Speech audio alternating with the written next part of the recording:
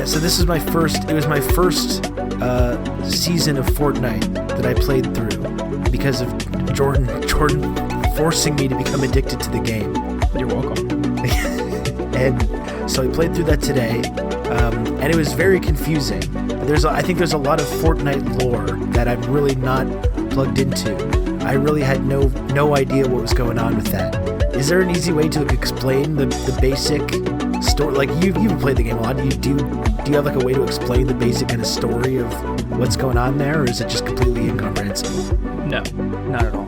Okay. Maybe Trevor's piece in the outline I thought was like a really fascinating look at Fortnite, like the Fortnite world and the scarcity of resources. So Trevor, please help us. What's going on with Fortnite? Okay. I don't think my piece will help you too much. Although I'm glad you liked it. That was sort of my efforts to understand Fortnite, like, and just these battle royales in general, which are, I don't know, to me, deeply confusing. But not confusing, but like what's confusing is like the fact that they all showed up at once, right? Like all of a sudden we had Fortnite and we had PUBG and we had, like every single thing ever was getting a battle royale mode. I don't know if you know this about Fortnite, but before it became a battle royale, it was just going to be like basically like a tower defense sort of game. Looked like it was going to be dead on arrival, and then they just added the battle royale part and made millions of dollars. But yeah, no, I that was my thing. I thought, I guess this makes sense if we're thinking about living in post scarcity. I will say though, post scarcity doesn't really help explain why like Naruto is part of your timeline. I do also think it's kind of interesting that in the world of Fortnite, Martin Luther King is also canon, which is really exciting. The MLK event was like one of the funniest things that I remember because they very tasteful. They disabled like a couple of the emotes, but you were still able to do like the floss and orange justice and like a vast majority of other ones at the Lincoln Steps during the speech. It was just so bizarre. Totally incredible. Like the fact that like not only do I get to see, Rick from Rick and Morty, I get to watch him floss. Like I've never really experienced anything quite like that. Just even I'm not a Fortnite player. I'm terrible at it. The few times I've played it have been fun, but I'm just not good at it. Which I don't know, like it doesn't stop me. I know. I was gonna say this is a baby thing for me to say. Like you shouldn't just stop playing a game because you're bad at it. But I can't do it. Like with Fortnite, I just like I don't know what's going on. I don't know what any of these guns do. I just like I give up. But I will say I was so pleased that people like you, Jordan, and other folks were out there screen capping stuff from that event. I will say, probably to me, the inclusion of canon and like sort of like continuity in Fortnite speaks to me to like this odd sense of having to, I don't know, legitimize something, even though it's making so much money. It's like the essentially the standard to which online Twitch-based games want to aspire. The fact that even that is still like, I guess we should probably have some continuity. I guess we need a story is utterly fascinating to me because it's like it speaks to this this cultural desire for narrative that I feel like they could definitely make as much money without it, but almost in the way that like any good prestige TV show needs like a couple of tracking shots where like it's a like, oh yeah, this is definitely something we used a dolly for or something like that. Like that's what Fortnite's crossing off the list here with these events where it's like, no. Like we did our work. This is Benioff and Weiss approved. Here, look, here's The Rock. There he is. Yeah, he's in here too. I don't know. Like it's odd to me that like they would feel any need to, explain why the crossovers happen, right? Because like we just understand that like these games license people, right? Like they license the guy from Free Guy, like the bad guy from Free Guy.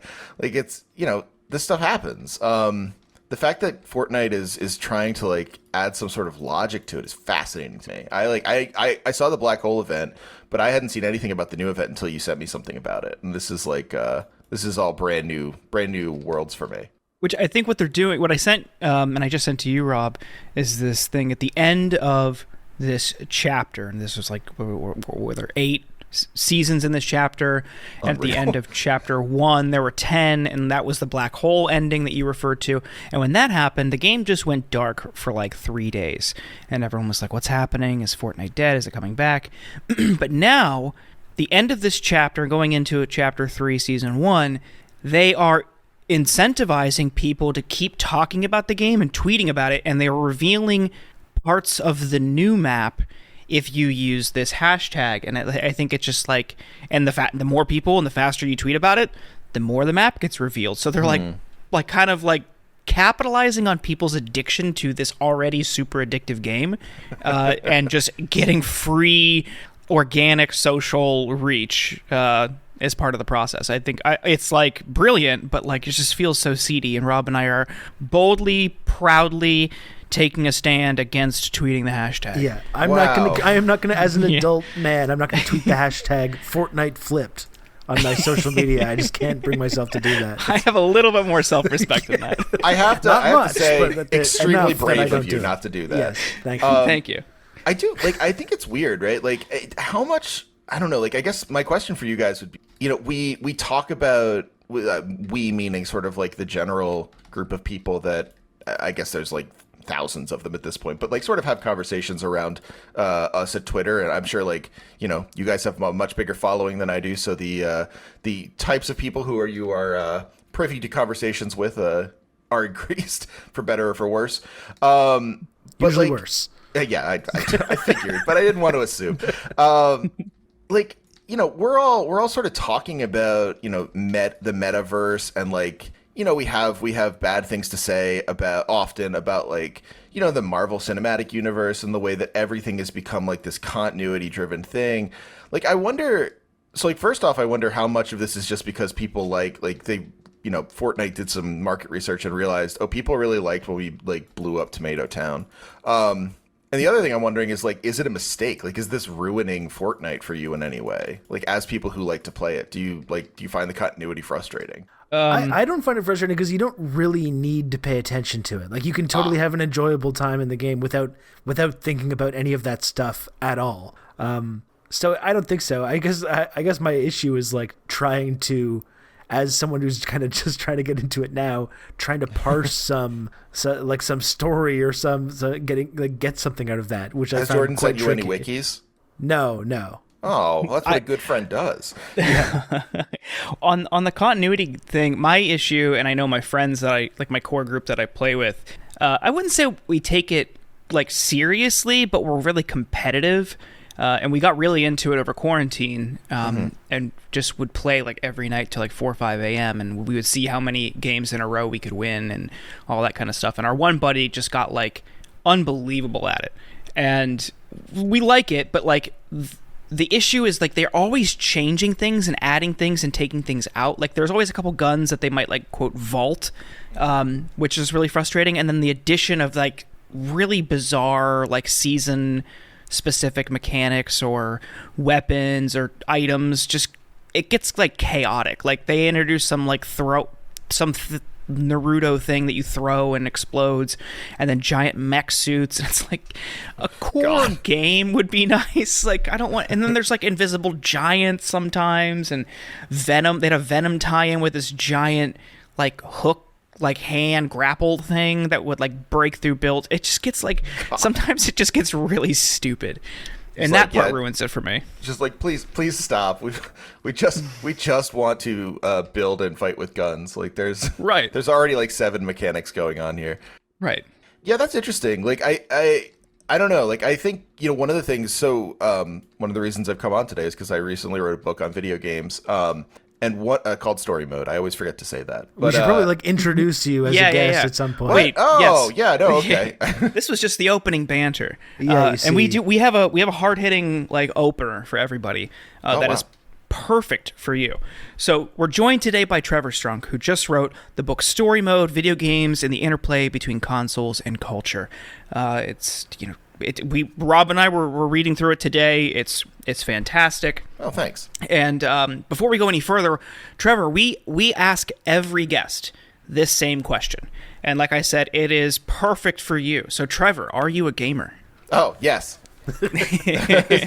Yeah, well, for better or for worse, I think at this point, like it's funny. Like I was my dad has a podcast called it's with a group of writers he has worked with for a long time.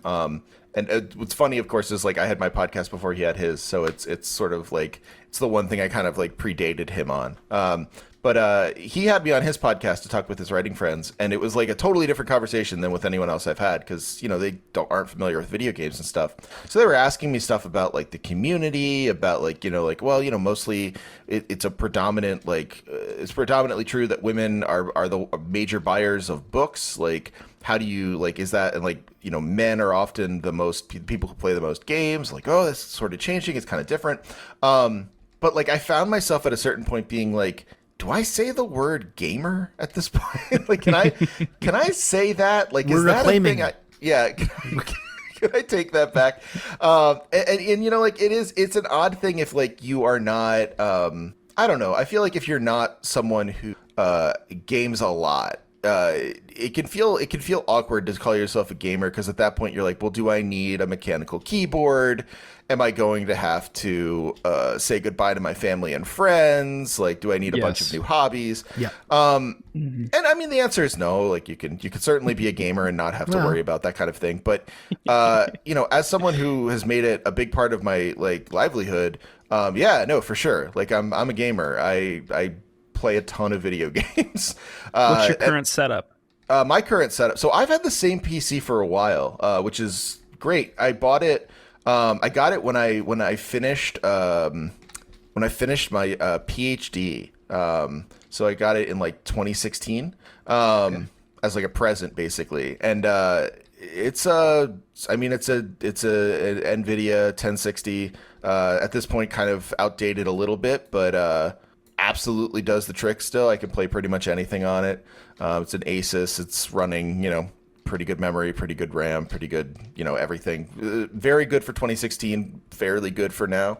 So I don't have to go into the video card wars. And then, with the appropriate amount of consoles. I don't have a PS5. I thought about trying to get one, and then, like after a bunch of sales where I just opened the thing and thought, oh my God, I can't possibly spend $500 on this. And then immediately thinking, oh my God, I hope I can spend $500 on this. I finally like took a hard look at it and I was like, what games are out for the PS5? And I was like, oh, not nearly enough to justify this whole rigmarole. Right. But otherwise, yeah, pretty much, if it's out there, I can typically play it. So I don't know. I end up kind of playing a wide variety of things. I'd say the most recent AAA game I've played has been on my PC, but via Game Pass. So I've been playing the Yakuza series. I've started that off, which is fantastic. Oh, nice. Yeah. But no, are you two? Would you two consider yourself gamers? Yeah, I am. I've played since I was a kid. I got a Sega Genesis when I was a kid, and before that, my cousin, she had an NES. And whenever we went over their house, I got to play Mario, and I thought that was just amazing. And you had a much better cousin experience than me. My cousins had an NES. I had one at this point too. Like my dad and mother got me one for Christmas. I think like the year before the Super Nintendo came out. So it was like the guy at the store was like, "Are you sure you want to buy this now?" And like, yeah, I probably got a nice little discount on that one. Yeah, like yeah, me a kid. Yeah, I'll just wait this. I'll wait for a minute or two. Like I'm sure Miyamoto san is going to get this out to me very quickly. Like I'm very in tune with the various trends coming out of Japan. Like I was just like, no, I don't care about this thing that's coming out in a year. I want my Nintendo. But my cousins never let me play because I was the youngest cousin. So I had to like just watch basically. It was awful. You talk about that in your book. I do. How it's just it was huge. It's so awful. fascinating that people watch games on Twitch now when like as kids, that was the fucking worst. Why would I want to watch my friend or my relative or sibling, whatever, play a game? I want to turn or we're playing a multiplayer game.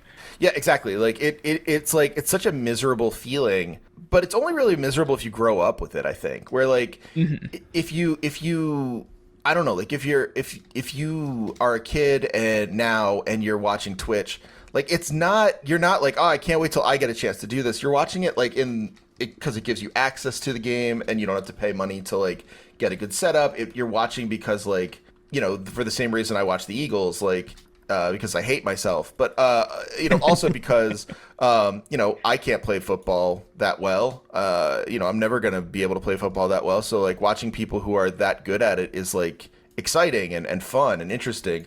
I think like, but for us, like for people who were born sort of around when we were born, like it feels worse because it's like, well, no, I can do all of these things. Video games are about access. So I think that does speak to like this difference that's going on where like almost a weird responsibility if you say you're a gamer, where people will be like, oh, are you good at it? Like, can you game? As opposed to just being like, I really love video games, and everyone being like, well, that's fine. Like, I have no idea if you're good at gaming or not based on that, one statement. Mm-hmm. Yeah, I would still qualify myself as a gamer just through my lifetime of enjoying them. And I was definitely lapsed. Like I definitely had a kind of a lapsed period over the last couple of years because, my son was born and I kind of got that takes over all your free time pretty much. So I was a little bit lapsed. Rob. Sorry? Oh, you're back. You cut out with my son was born. Oh, sorry about that.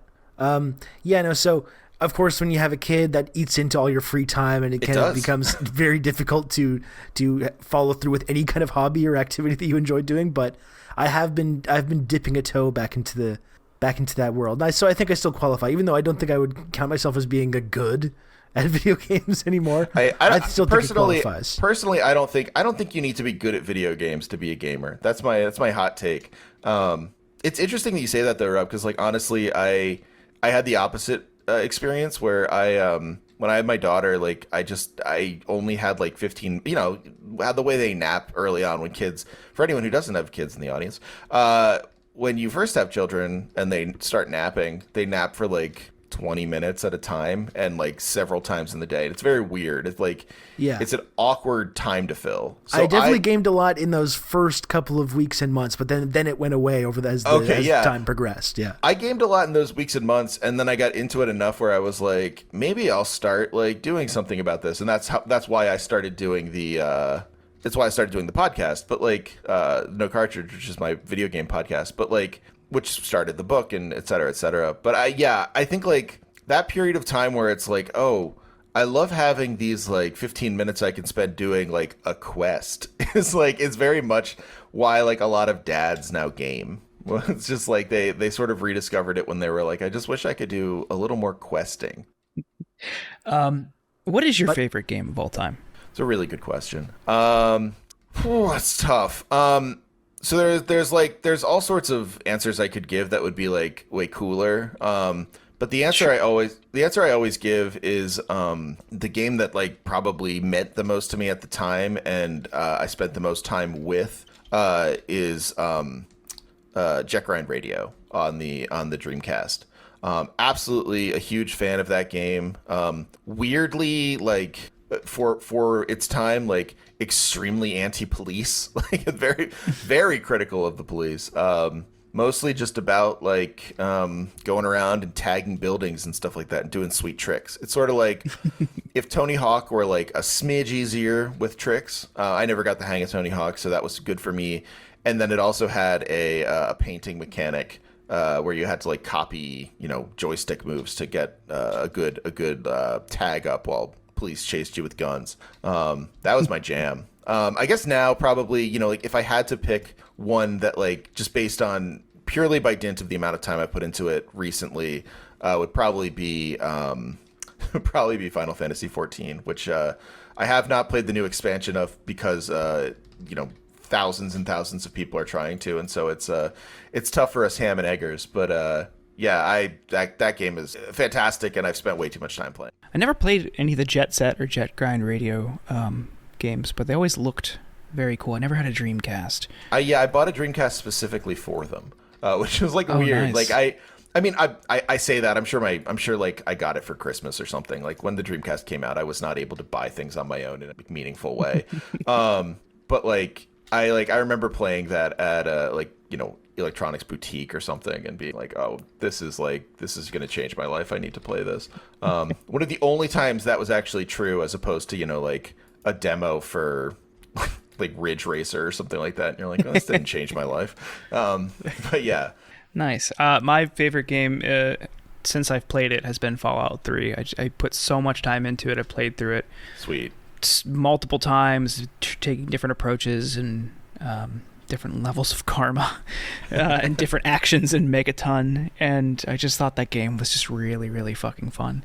Unbelievable game. I feel like that's like a recent classic for people. Like one of those, like, I think that's like it's a tough term to actually say something's a modern classic. Like it feels like maybe that's a stretch at any given point, but I feel like if anything, Fallout 3 is like it just like it introduced a lot of people to that style of game. Post Morrowind, and people will, I think, fairly say that Morrowind is sort of a weirder, like kind of like more surprising game or something like that. But I don't know, like so many people were just able to get into that version of RPG playing with Fallout 3. It's like it's an enormously important game, I think. Yeah, I never played any of the Elder Scrolls games. I just thought they looked like way too intensive and not really my scene. Okay. And never really was an RPG person until I played Fallout 3 and thought it was just incredible. Now I think they're fine. I don't think you're alone. I think like that's like a fairly common experience where like people were just like, yeah, I don't know, let's play this game. It looks kind of neat, and then just like I can't stop like changing things about what I play in Fallout. I need to figure out every single ending, and then suddenly like a generation of people who are like, I don't really want to play Final Fantasy VI. Like that seems really nerdy. Just like we're finally buying into the RPG life. So I never played Fallout 3 or New Vegas, and I feel like I'm really missing something. I'm really missing out by not doing this. I'm eventually gonna have to bite the bullet and make my way through both of these ones. Yeah, I would say like, so Jordan also admitted he hadn't played New Vegas, and I'll admit I didn't play all of New Vegas, but I would say start with New Vegas, not because 3 is worse, but because 3 is going to take you a lot longer. New Vegas is a shorter game, and once you have a feel for it, I think you'll really enjoy playing 3. That would be my thought, but you really could go either way, and it would be fine. They're neat games. Like I'd worry like with a lot of games that age that they'd like show their age kind of. I don't really think they do. I think they do in some ways, but like they still are really fun to play. I think like the battle system and stuff like that is still like pretty fun. And definitely like the choice stuff is really cool. Like if you've never done that before, that'll feel great. And we were talking also in this brief intermission, and I know both of you saw, as with so many video games and moments of national panic and crisis, the role video games may or may not have played in causing real world violence has once again emerged with Fallout, specifically Fallout 4 at the forefront. And this Michigan shooter this week, everything is being like psychoanalyzed, everything about him, everything he posted.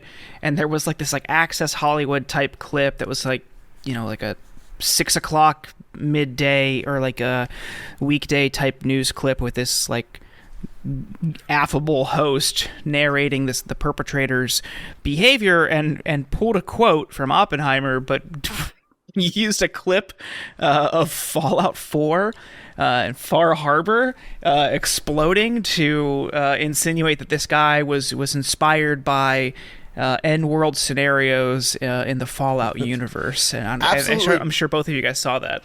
Yeah, best part of that clip for me was the guy saying, and it shows up in a great video game. Like, just like this anchor really just loves Fallout 4 and its expansions. He's like, this is the one that gets the worst I rap. finally have a way to shoehorn this into my news coverage.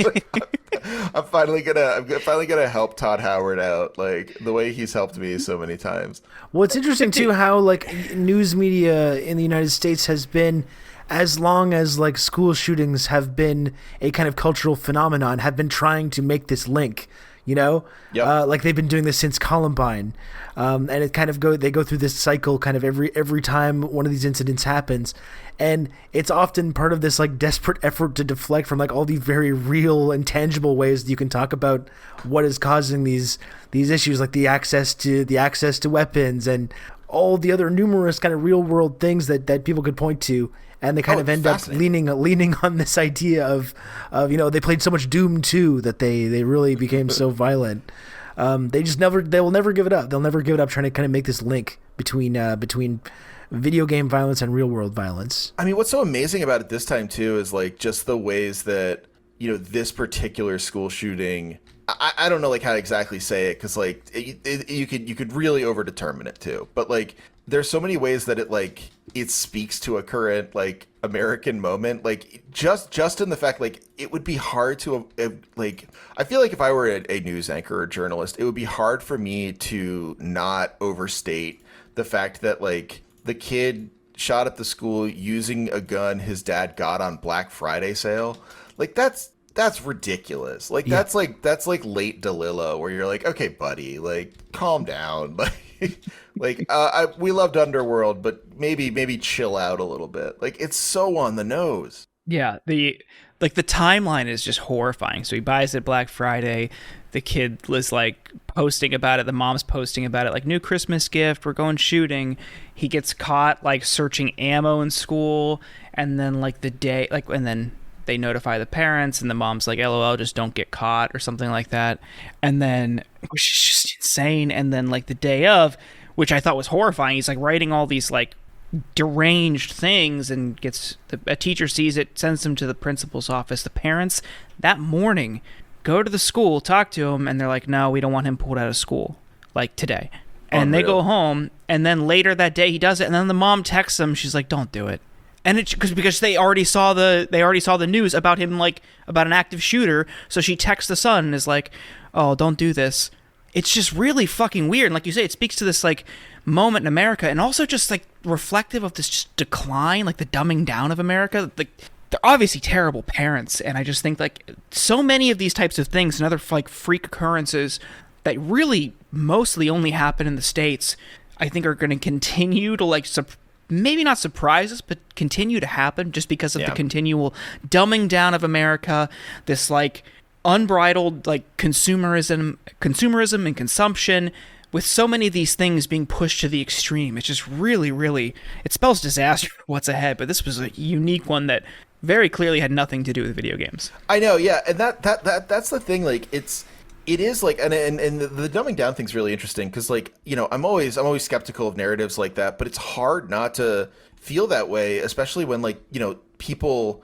I was reading the comments for the thing and around the news clip, and people were like, "Why did they quote Oppenheimer by way of Fallout 4?" And then people were like, "Well, why did you just say Oppenheimer? It's from the Bhagavad Gita."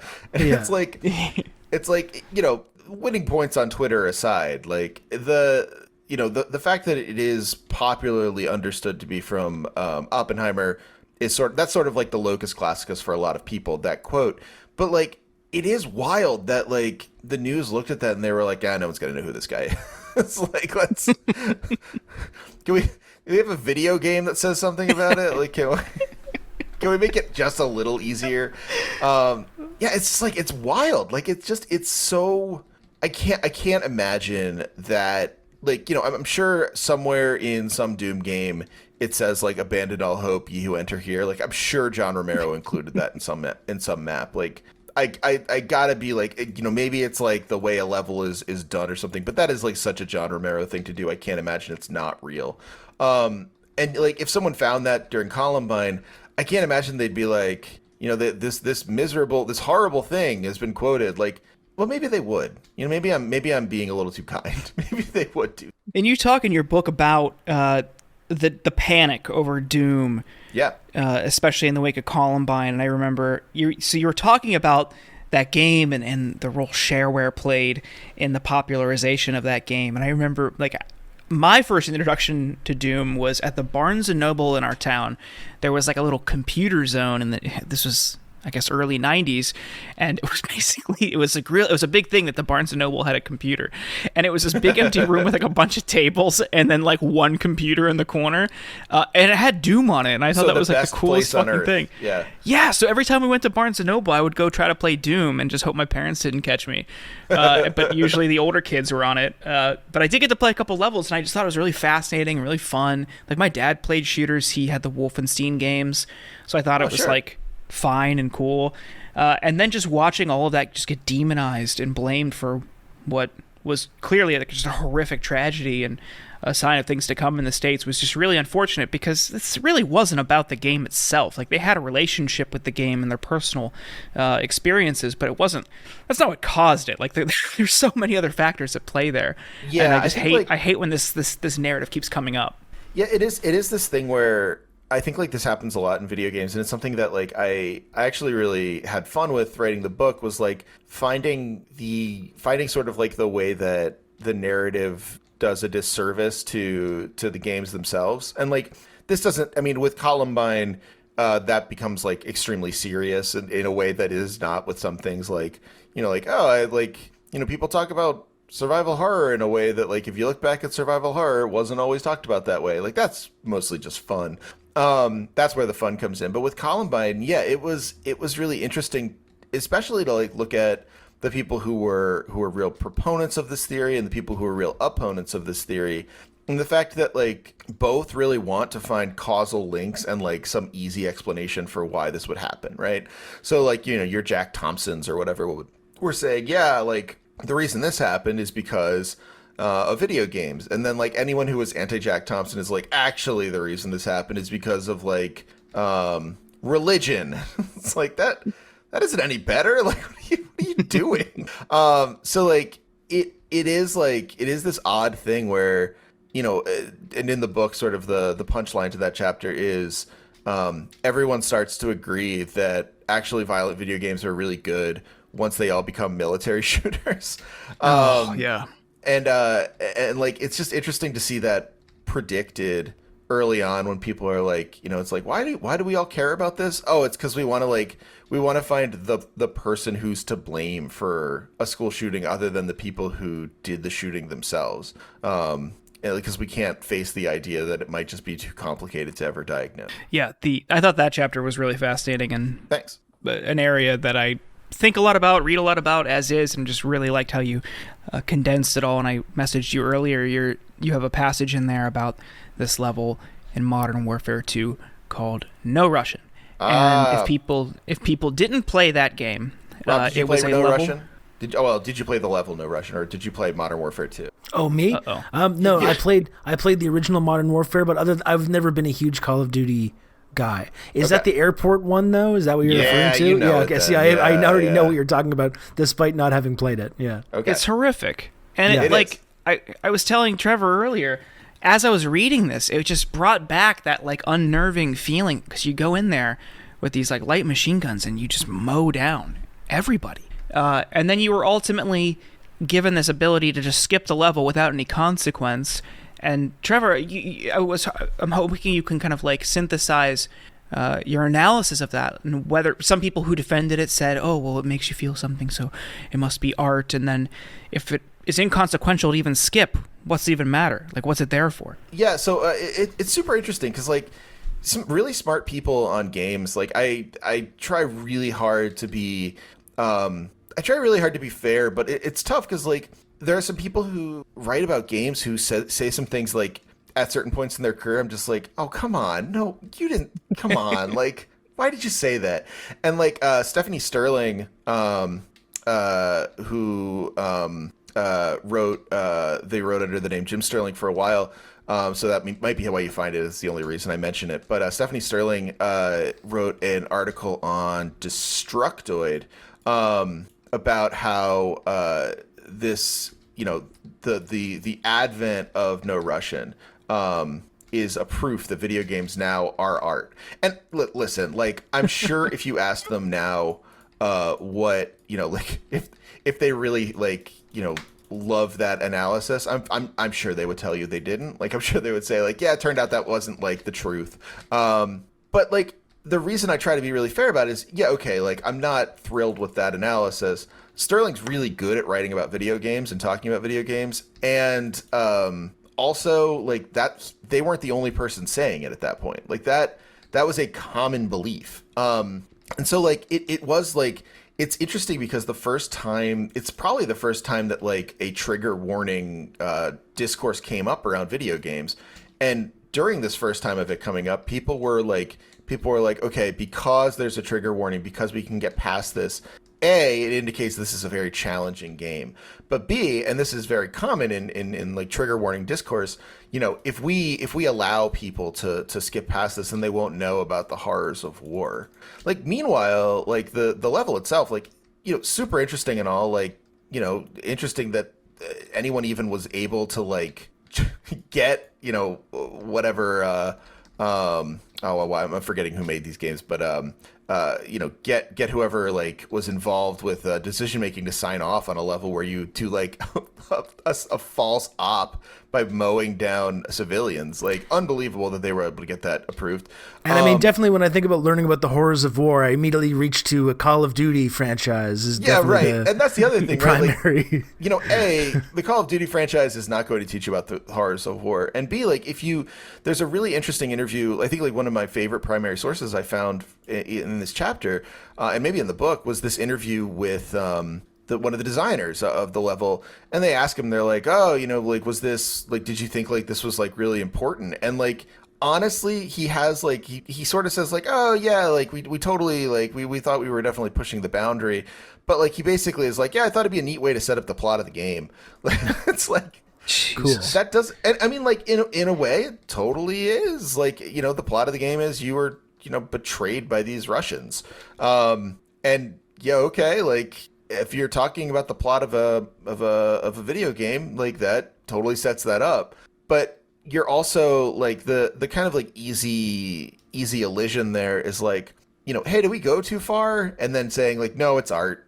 I'm open to conversations that say like, no, it's a necessary level, or like, yes, it's not. Like, the problem with No Russian is like, people played it and felt uncomfortable, like you said, Jordan. Like, it makes you feel kind of gross and scared and like weird about like, it's a very like awkward and disturbing level to play in the video game. And like, people played it and then just decided like, I don't feel good, and I'm playing a video game which is supposed to make me feel good. This must be art. And that, like, for so long now has been the standard for thinking about like what counts for like significant storytelling in video games. Like, even outside of art, like, did it make you feel bad? Then it's probably like a good artistic video game. Did it not make you feel bad? Well, it's probably fun, but not important. And I think No Russian is like a big part of that. There's these, like, a lot of people like to project their views onto not just military games, but also military like movies or shows or whatever. Of course. And I've always maintained that like they all just kind of miss the mark.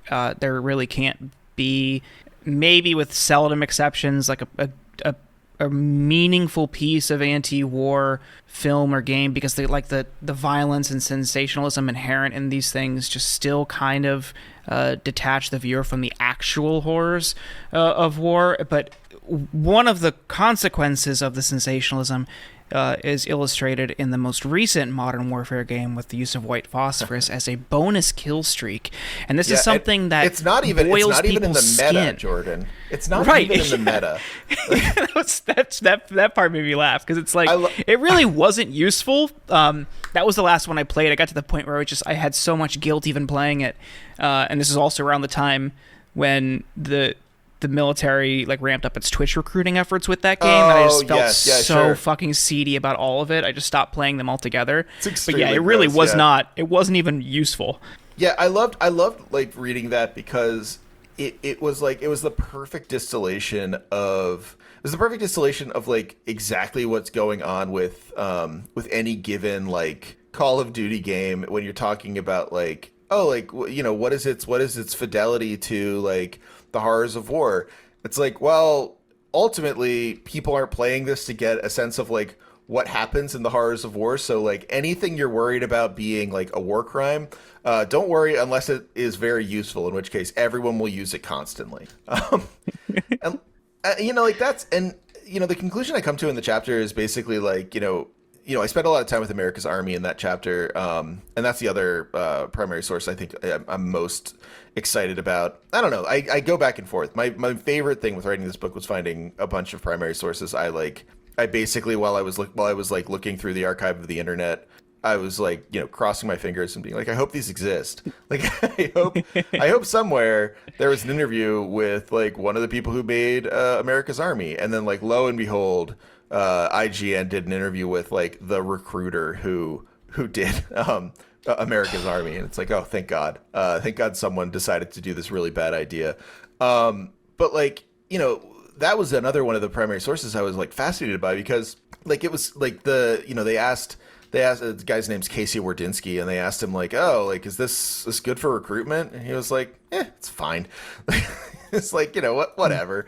And they were like, well, what do you say to people who like kind of say like maybe it's a little like predatory to have the military give out like a free recruiting game? And he was like, you know, we're just trying to like make a video game. It's like, we mostly just care about making a video game. And it's just this weird like either he's lying, which seems more likely, and it's like, you know, it's a PR fluff piece and that's frustrating, or he's telling the truth, which is way worse.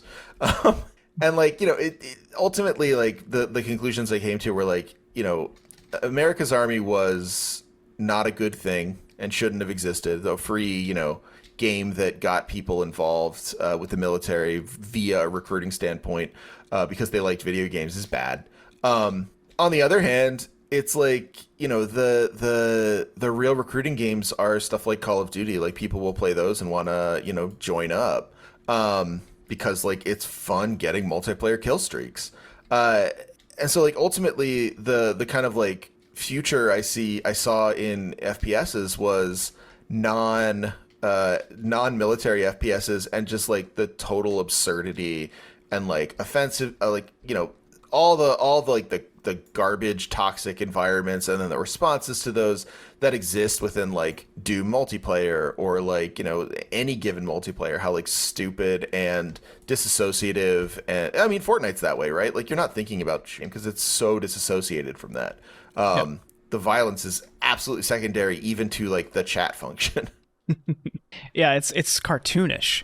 Yeah. And it's much more it's much easier for the military to use games like Call of Duty to recruit when they're advising and helping shape and, you know, signing off on some of these games and the realism elements, and then just using those tournaments to recruit, or at conventions, or sponsoring launches, or showing up at like GameStops when the games come out, and like I mentioned earlier, playing those games on their Twitch channel and like lying to kids about signing up to win controllers and shit, and it's actually tricking them into signing recruiting forms. Like, it's so much more opaque when you're kind of like a secondary figure in that broader like Battlefield and Call of Duty universe. Yeah, and like it's a funny thing because, like, you know, there's easily sort of, and maybe people are like yelling at us about this right now, who knows? But you know, it's like, it's certainly possible to say like, well, you're doing the same moral panic, right? Like, this is the same moral panic that you just chastised people for having about Columbine.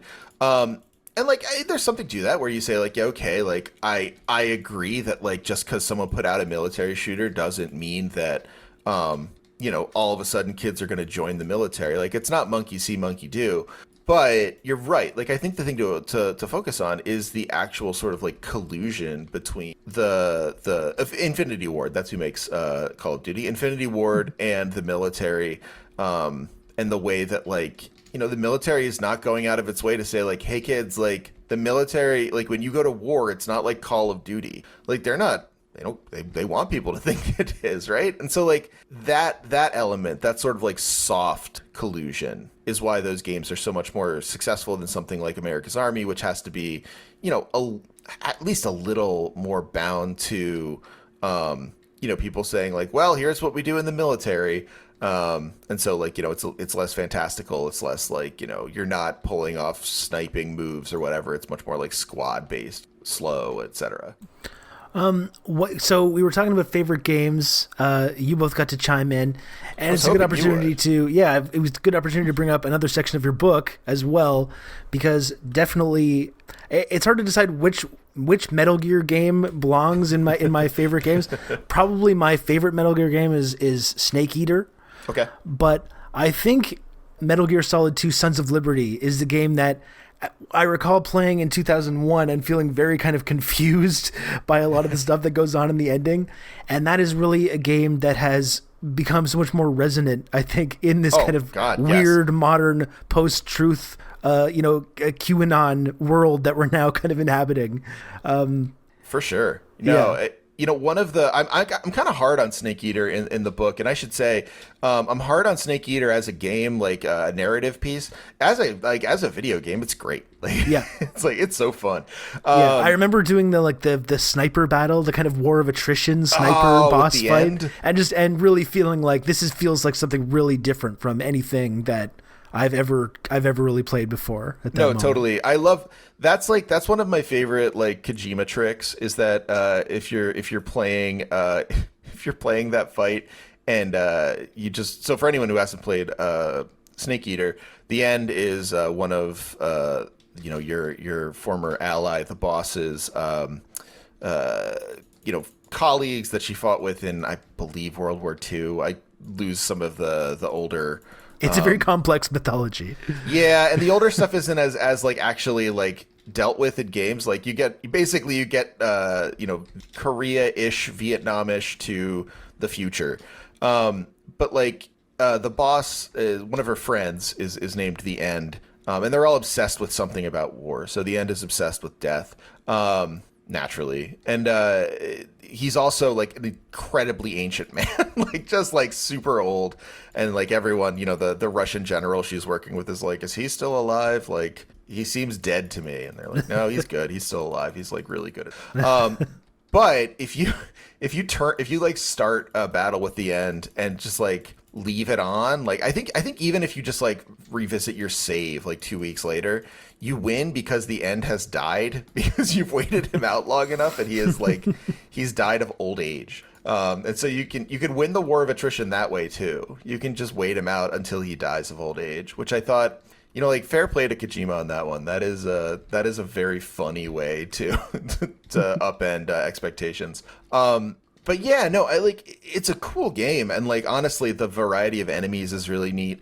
I think the thing about Snake Eater that bugs me is how much it abandoned what Sons of Liberty was doing. And Sons of Liberty is really complicated, but one of the biggest villains to me in thinking about video games over the past, however many years, particularly in the late 90s, early-ish to mid-ish 2000s, is and it's this shows my age and also my propensity for holding a grudge, is Penny Arcade. I think I first discovered Penny Arcade for my book when I knew about Penny Arcade, the classic web comic, but in the book, when I was thinking about America's Army, there was literally an article where the writer of Penny Arcade was yeah, okay, my wife is one of these people that also thinks that the military should make a video game, but guess what, losers? America's Army is good and important. I was oh, great. This is, again, I have found something perfect for my book that somehow exists.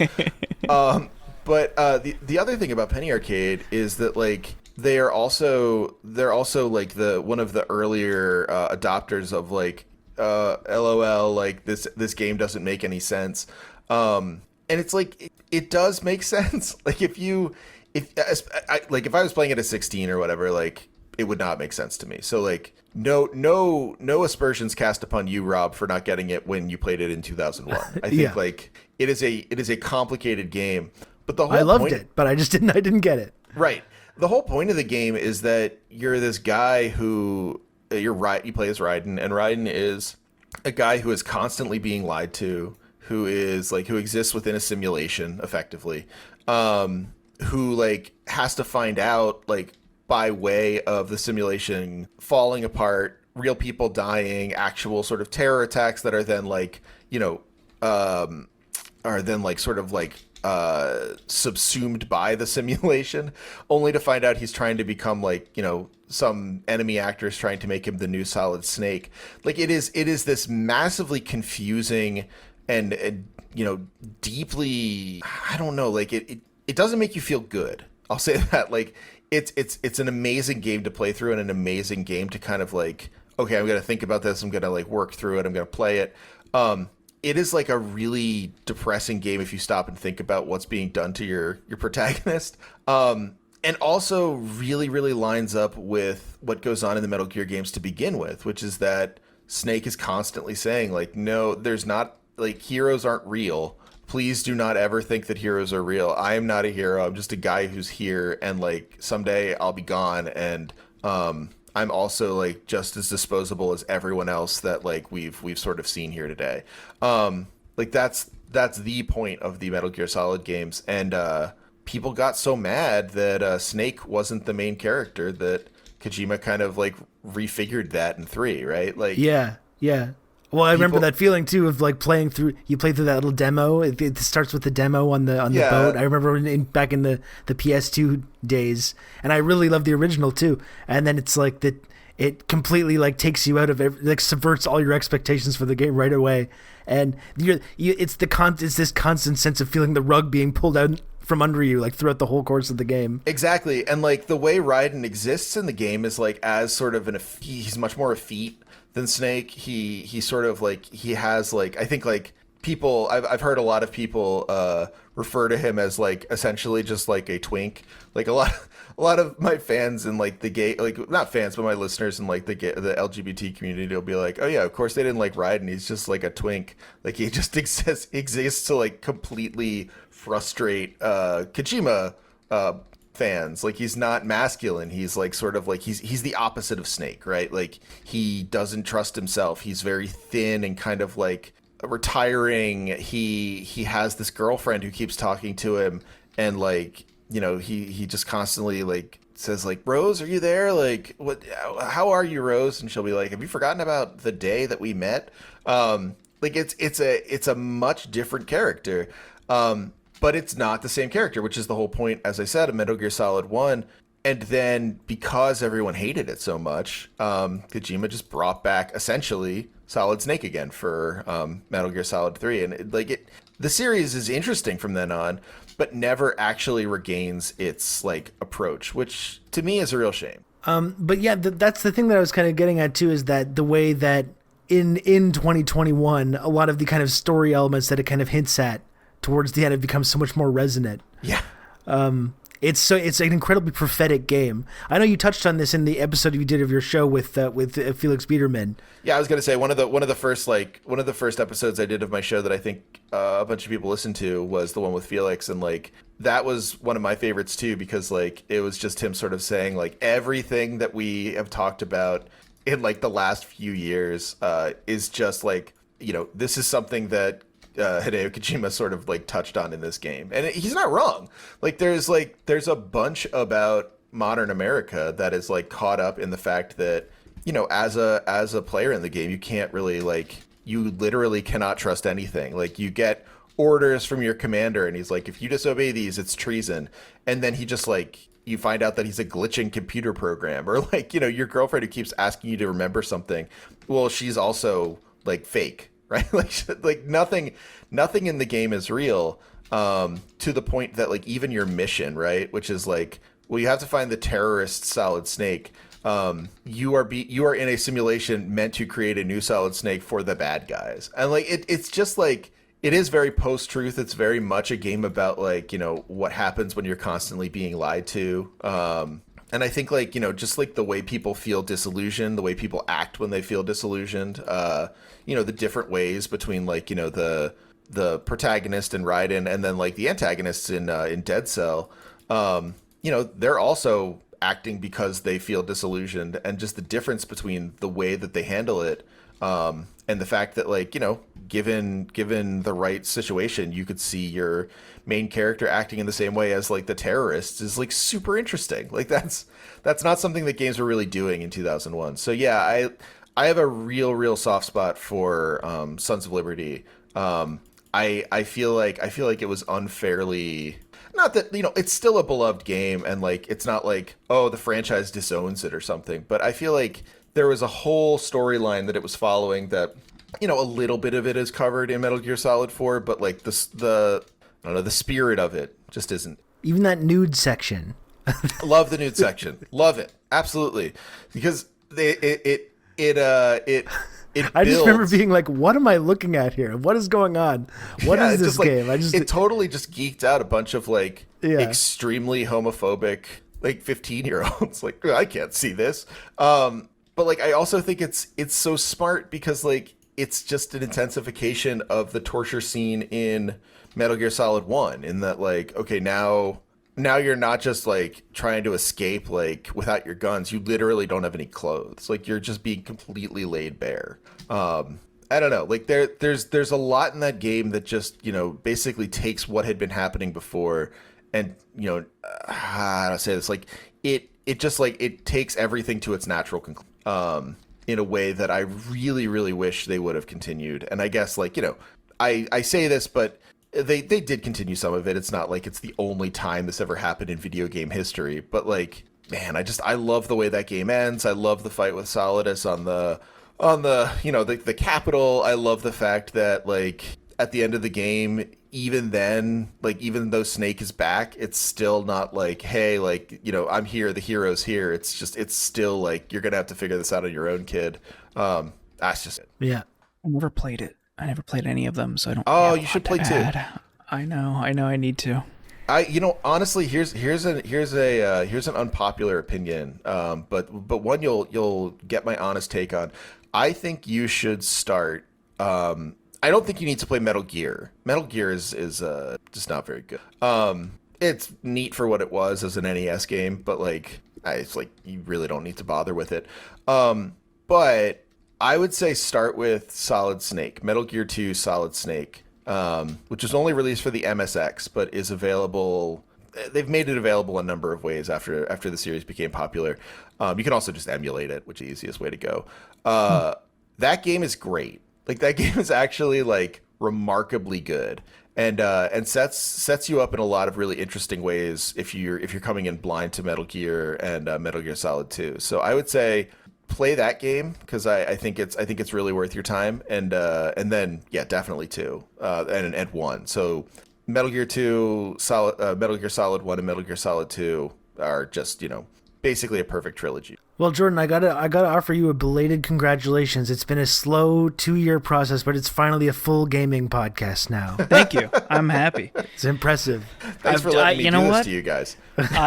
I've been diligent, I've been patient, and I've been slowly chipping away, set to what our original concept was, which was, you know, following kind of the progressive and leftist movement in American politics, and to focus on what truly matters in this world, and that's gaming. And I finally got to see. We got a full gaming episode. I can't. It's amazing. I can't say how happy I am. Couldn't be more excited to be part of it, honestly. Well, Trevor, it was a real pleasure to talk to you about all this stuff. Absolutely. You know, thanks for letting me rattle on about it. It's you know, I think like for whatever. You know, for whatever I expected from the book release, I didn't expect as many people to like it as do. That's like the closest I'll get to bragging, I promise. You can brag. You wrote a book. That's difficult. Feel free to brag. You should brag. Brag. I'm so bad at like bragging. It's one of those things. But the you know, like I think one of the reasons that people did end up liking it was like, it is. I can't lie about being like enthusiastic about this stuff. Like, it's very hard to pretend like I don't care about it, because I really do.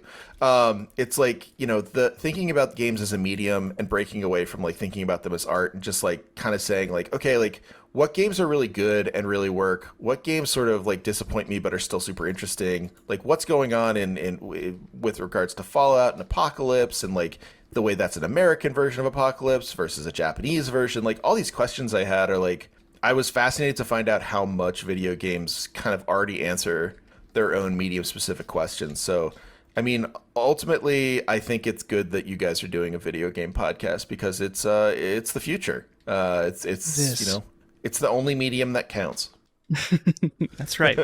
And that's why we do this. That's why we fight for gamers' rights. That's right. The book is called Story Mode: Video Games and the Interplay Between Consoles and Culture. Trevor Strunk is the author and our guest today. Thank you, Trevor. We'll put the link to buy the book in the show notes, but where can people follow you and your work elsewhere online? So my Twitter is at Hegelbon. You may know it from the Stephen A. Smith tweet. That's usually where people know me from. as people who have had viral tweets before, I'm sure you know the joy of being only known for one thing. But that's fine. I like that tweet. But Hegelbon, I'm posting there all the time. A lot of times about video games, but also about sports and politics and stuff like that. And then I have a podcast called No Cartridge. It's coming up actually. I don't know if by the time it comes out it'll have been there, but it's coming up on its 200th episode, which should it's been not the evenest release schedule of all time, but I'm proud of that. But basically similar conversations about video games. If you liked what you heard here, I think you'd like it. And that's on everywhere. That's, it has a Patreon, but there's a bunch of free episodes everywhere. Just, whatever podcatcher you happen to use. So yeah, and the book's available, as far as I can tell, pretty much everywhere. Although currently at the time of recording, I think Amazon has all the stock. You can't get it at like Powell's and stuff anymore, which is weird. But that's what Jeff Bezos does. Love it. We love our supply chain crisis, don't we? We do. We're hearing it more and more. Trevor, thank you so much for joining us. Thank you, Jordan. Thank you, Rob. I really appreciate you guys having me. All right, take care. Take it easy. Thank you for listening to The Insurgents. Please remember to subscribe over at theinsurgents.substack.com. Find the podcast on all your favorite podcast apps, and please remember to leave a review on Apple Podcasts. It's very helpful, and we appreciate it a lot. But please, again, don't mention Ken Klippenstein in the review. He is banned from the show. It's a lifetime ban, so please do not mention him in the review. And we'll be back later this week with more of the content that you know and love. Goodbye.